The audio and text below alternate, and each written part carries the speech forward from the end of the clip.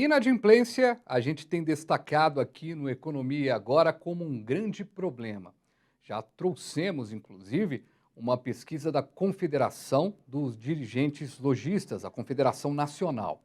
E agora, um retrato da inadimplência no que diz respeito a Belo Horizonte. Jogando a lupa para a capital mineira, a gente percebe um recuo na inadimplência, mas ainda assim um patamar elevado. Economia e agora recebendo o Guilherme Almeida, economista-chefe da FEComércio. Ô Guilherme, seja bem-vindo aqui ao programa, satisfação recebê-lo aqui no canal Viver Brasil, no nosso Economia Agora. Satisfação é toda minha, sempre um prazer contribuir com vocês. Pois é, e esse endividamento em Belo Horizonte, Guilherme, é um patamar ainda elevado, mas a gente começa a ter um recuo e a tendência é uma estabilidade no que diz respeito a isso, né? Exatamente. Nós temos um momento bastante complicado quando a gente coloca o foco na renda orçamentária familiar, né? Nós temos um compilado de indicadores que acabam traduzindo um desafio, né, para as famílias. Nós temos inflação elevada, taxa de juros elevada, desemprego ainda alto, e tudo isso acaba gerando obstáculos para a gestão do orçamento familiar. Né? O endividamento aqui na capital está acima da média nacional, quando a gente contrasta, quando fazemos essa comparação direta. Naturalmente, isso varia conforme comportamento de consumo das famílias, mas também depende de condições macroeconômicas do ambiente local.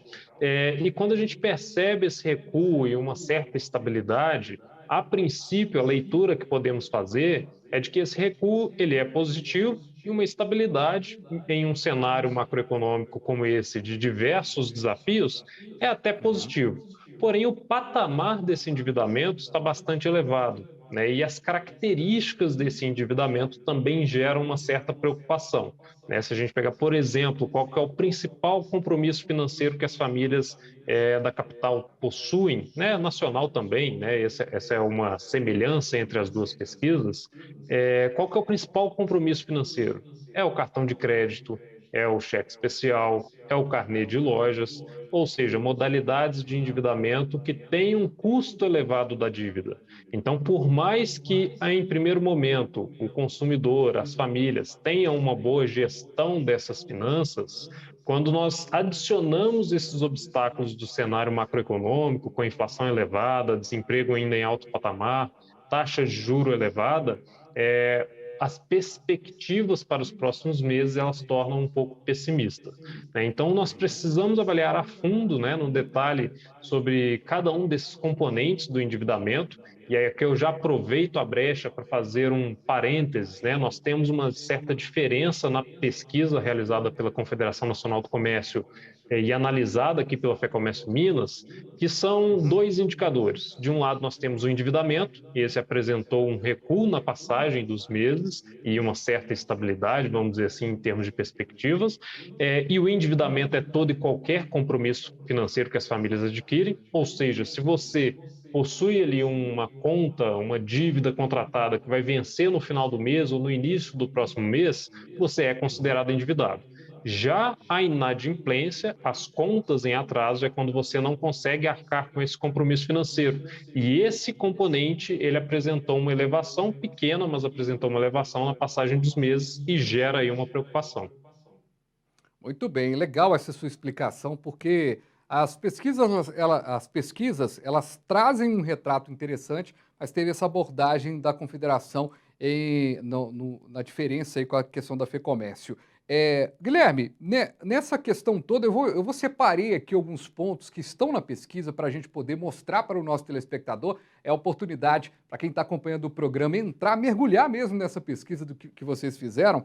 Mas uma coisa interessante é que muitas das informações, a gente fez aqui o programa com a Confederação, né, com a pesquisa da Confederação, e o cartão de crédito, ele está lá, assim como a pesquisa que vocês trazem, é um complicador, é um principal compromisso financeiro hoje, e é um compromisso financeiro complicado no que diz respeito às finanças.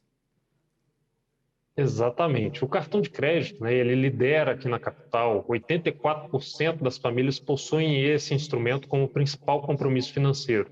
E por que, né, nós temos esse percentual bastante elevado? Pela baixa burocracia, né? Hoje está muito fácil fazer um cartão de crédito, tanto cartão de crédito em um banco digital, ou um cartão de crédito específico do banco que já tem relacionamento. E o cartão, esse instrumento, né, ele é sancionado, ele é disponibilizado ao consumidor em um curto espaço de tempo e não existe toda aquela burocracia como em um empréstimo pessoal, por exemplo, em um financiamento de longo prazo, como um financiamento habitacional, um financiamento de automóvel, enfim. Então, essa baixa burocracia faz com que os consumidores recorram a essa modalidade de financiamento. Né? Quando você compra no cartão de crédito, o que você está fazendo? Você está gastando, você está comprometendo renda futura. Né? Você está contando que terá aquela renda no próximo mês, que é na próxima fatura, daqui a 2 meses, daqui a 3 meses, pelo número de vezes que você divide a sua compra. E com o cenário desafiador que nós acompanhamos hoje em todo o país, de inflação elevada, principalmente de itens e serviços considerados de primeira necessidade, conta de luz, nós temos os aluguéis, as compras de supermercados, né, os itens alimentícios apresentaram uma pressão sobre o nível de preços bastante elevada, a cesta de consumo, a cesta básica familiar aumentou consideravelmente nos últimos meses, tudo isso acaba gerando um aperto orçamentário. As famílias que consumiam lá os seus itens básicos há um ano atrás com R$ 800, por exemplo, já não o consomem mais, precisam de 1.000, 1.200. Exato. E nesse cenário desafiador, essas pessoas acabam recorrendo a compromissos, comprometendo a sua renda futura com modalidades de financiamento. E o cartão de crédito entra aí como protagonista disso. Mas destaco aqui que o cartão de crédito ele pode ser um instrumento aliado no planejamento financeiro, desde que utilizado com consciência, avaliando a capacidade orçamentária, respeitando os vencimentos e pagando ali a integralidade da fatura. Pois é, e ontem a gente analisando, né, aqui fazendo uma análise aqui da pesquisa, a gente percebe exatamente que toda ferramenta de crédito ela acaba sendo importante demais, né, Guilherme? Mas o crédito pessoal, ele está entre as dívidas mais contratadas, né, em Belo Horizonte, e isso tem que ser na base da dosagem, né, do que você precisa, do equilíbrio financeiro, pois senão a coisa desanda, né? Exatamente. O crédito, né, qual que é a função do crédito? É antecipar consumo. Né? Muitas vezes pode ser uma empresa, pode ser um consumidor pessoa física. Quando ele não dispõe da renda em sua totalidade, ou quando ele tem ali a sua renda imobilizada em um investimento, por exemplo, ele pode recorrer a esse crédito como forma de antecipar o seu consumo, de realizar projetos, no caso de uma empresa. Então, o crédito é um importante instrumento para o crescimento econômico. Né? Não há nada de errado com o crédito em si. A grande questão é que no Brasil nós temos dois fatores que prejudicam essa utilização de crédito. O primeiro dele é fator cultural, né, do consumidor não estruturar um planejamento financeiro, não avaliar a sua capacidade orçamentária e, com isso, de forma indiscriminada, contratar um crédito atrás do outro, utilizar instrumentos sem o devido planejamento. E o outro fator é a concentração bancária que nós temos, que acabam onerando essas linhas de crédito. Se a gente pega o cartão de crédito, por exemplo, se um consumidor cai no rotativo, essa taxa de juro pode chegar ali a 13, 14, 15% ao mês. No cheque especial, né, o mesmo patamar. Então, são taxas de juros elevadas, o custo dessas contratações são elevados e quando o consumidor não tem ali o devido planejamento financeiro, ele pode incorrer nessas taxas bastante elevadas, o que complica a sua situação financeira. Então, a grande questão é como utilizar esse instrumento para o consumo, para a antecipação de consumo, no caso das famílias, e também para a realização de projetos, aí no caso de empresas. Perfeito. A gente vai agora viajar então nessa pesquisa da FEComércio, um retrato, né, do mês de abril, no que diz respeito à inadimplência. Vamos para a primeira informação, primeiro quadro aqui dessa pesquisa, que aí mostra o andamento aí de 2020 para 2021, né, Guilherme? Exatamente, né? Nós temos aí como um destaque, vamos dizer assim, duas principais linhas. Tem 4 linhas do gráfico, duas são as principais. Nós temos a linha azul, que está bastante elevada, lá com uns 87% na última divulgação, 87,9%, que é o quê? Que é o endividamento. Todo e qualquer compromisso financeiro que as famílias adquirem para antecipar consumo. Utilizou cartão de crédito, está endividada. Tem uma fatura para pagar daqui a um mês, está endividada. Fez a contratação de um crédito pessoal, está endividada. E a linha verde, que é o 44,4%, que são as pessoas que têm contas em atraso, os chamados aí inadimplentes. E quando a gente contrasta, né, desde o início aí de 2020, nós percebemos que o mês de abril é o que apresenta um patamar mais elevado em ambos os componentes, endividamento e inadimplência. Né? Para o endividamento, a avaliação econômica em si, ela não costuma ser tão negativa quanto a inadimplência. Por quê? Porque você pode ter um consumidor, por exemplo, que tem uma boa gestão financeira e utiliza-se dessas modalidades de crédito para antecipar o consumo e fazer ali o seu orçamento de forma planejada. Ele utiliza o cartão de crédito, por exemplo, como um aliado no planejamento, faz as suas compras no crédito e avalia no extrato daquele cartão quanto que ele gastou no mês, se está compatível com o seu orçamento, paga a fatura em dia, na sua integralidade e segue todo aquele rito. O problema é quando nós temos um consumidor que não tem esse perfil de planejamento ou passa por um momento difícil, foi demitido, perdeu o emprego, perdeu sua fonte de renda, o que aconteceu com muitas pessoas durante a pandemia, e acaba não conseguindo honrar com esse compromisso financeiro, indo para o cenário de inadimplência. E quando o consumidor vai para o cenário de inadimplência, ele fica à margem do mercado de crédito. Ele fica com o famoso nome sujo na praça, ele não consegue obter um empréstimo pessoal, não consegue regularizar a sua situação financeira e ele precisa recorrer a esse planejamento necessariamente para voltar, né, ao mercado de crédito. E é ruim também para a cadeia produtiva, porque se eu tenho famílias inadimplentes, elas não conseguem comprar produtos, por exemplo, que dependem dessas condições de financiamento, automóveis, eletroeletrônicos, eletrodomésticos, enfim. Então é um efeito em cadeia. Muito bem, vamos para o segundo momento da pesquisa, segundo registro aí, que é bem aquele complemento no gráfico do nível de endividamento do cidadão de Belo Horizonte, Guilherme. Exatamente, né? No gráfico em pizza, né, vamos dizer assim, nós temos ali o percentual de endividados, né, que se consideram muito endividados. E o que é muito endividados? Esse é um termo um pouco subjetivo, porque vai depender da renda que esse consumidor, que essa família ofere e como essa família traça o planejamento de pagamento futuro desse endividamento.